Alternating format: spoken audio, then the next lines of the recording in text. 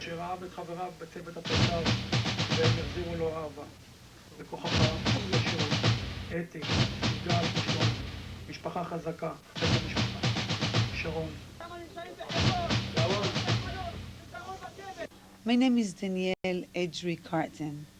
My family is originally from Morocco, near Marrakesh.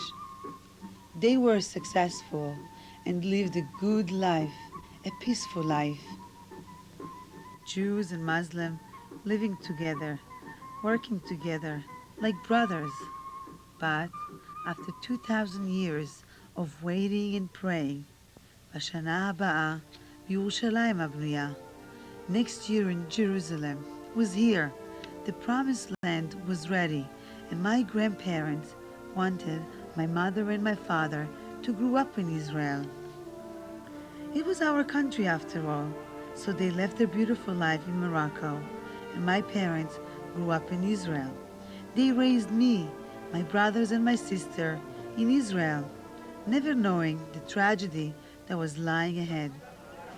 But I know that if my family had stayed in Morocco, my brother, Sharon Edri, would still be alive.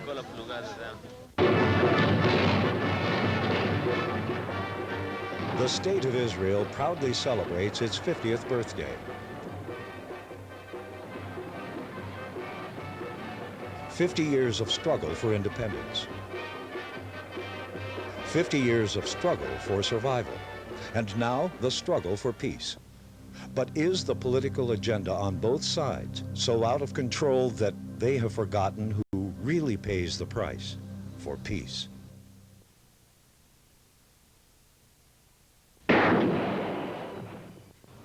On September 9th, 1996, Sharon Edri, a 20-year-old sergeant in the Israeli army, disappeared on his way home from an army base hospital near Ramleh.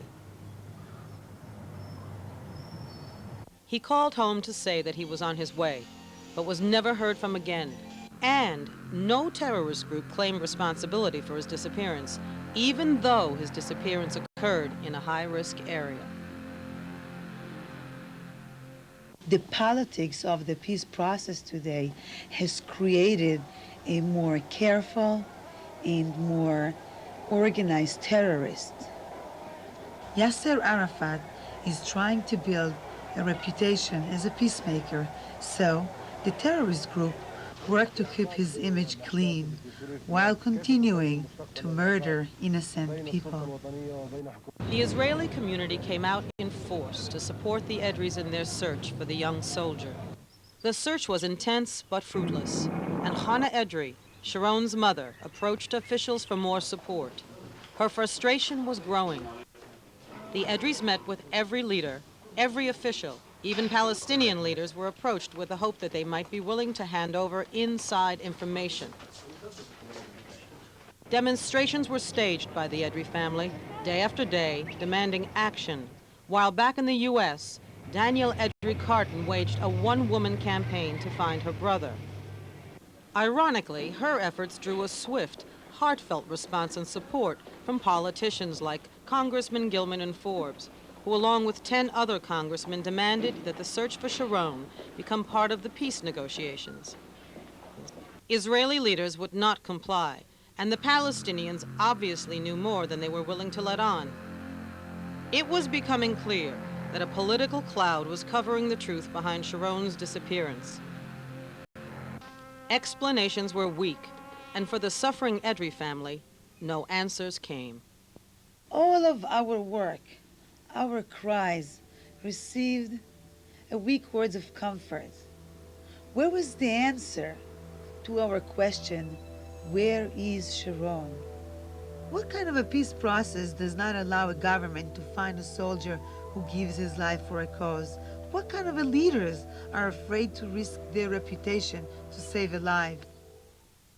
The insulting implications put forth by Asaf Hafetz and other officials that Sharon, an honored soldier, had gone AWOL was shocking to the Edri family. No politician knows my brother like we did. My mother and father are very religious. with a deep belief in their Jewish tradition. Sharon was the youngest, the seventh child. My mother used to call him Yom HaShabbat Sheli, her Sabbath son, because out of all of us, he was the one who really truly followed their belief. Sharon loved the simple things in life, children, nature. He was the one who cared for my mother's garden, and he was so quiet, never bragging about his achievement. He was humble. On March 21st, a member of a terrorist group from Surif accidentally killed himself, placing a bomb at Cafe Apropos. The people from the Chevra Kadisha come and pick up the piece of flesh and blood, and clean the streets. The police come, and the day after, it's like business as usual. Before the murder of my brother, I believed in coexistence. Not anymore. It was like a double shock to hear that the murder of my brother came from Surif. The terrorists' ID broke open the investigation of a series of terrorist attacks, revealing that this group also abducted Sharon Edri and identifying Riyad Salah, the group member who actually committed the murder.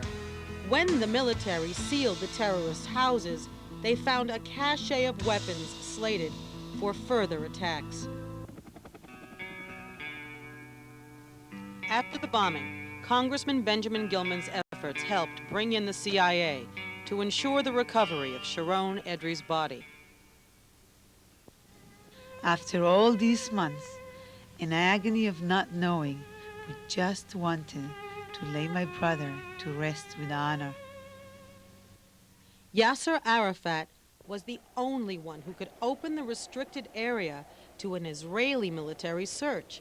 Because of boundaries and green lines set up between the Palestinians and Israelis during peace talks, miles of red tape, layers of conspiracy had to be cut through quickly to secure the remains of Sharon Edri's body, which was ultimately and tragically found, buried in two places. Half his body recovered boots and a dog tag, the other half, his kippah, his yarmulke, and his watch, stopped at the time of his murder. My mother, Hannah, was so angry. She had begged the authorities all along to look in Surif, the nearest Arab village to ours. But no, Surif is behind the green line and off limits. Sarah Kadi, mother of Sharon's murderer, talks with pride of her son and his bravery. She applauds his cause and prays that all Palestinians follow him, inshallah, with the help of Allah, until Israel is no more. She celebrates with an ancient cry. My brother Shlomi asks, we all ask, how can hatred run so deep? יש להם שנאה תהומית. The eulogies from Sharon's family members were gut-wrenching. We apologize for not saving you. You were too pure for this world. You belong with the angels. You called me and said you are coming home. You never did. I love you forever. I salute you, my brother. It was not your soul they wanted, it was Israel. They wanted the soul of Israel. Benjamin Netanyahu spoke to the mourners and said that he accepts the challenge of the mother of Sharon Edri and will do everything in his power to make sure that this never happens again. Murder has no place in the peace process. I'm just a messenger for Sharon. And I know that Sharon just wanted to live in peace.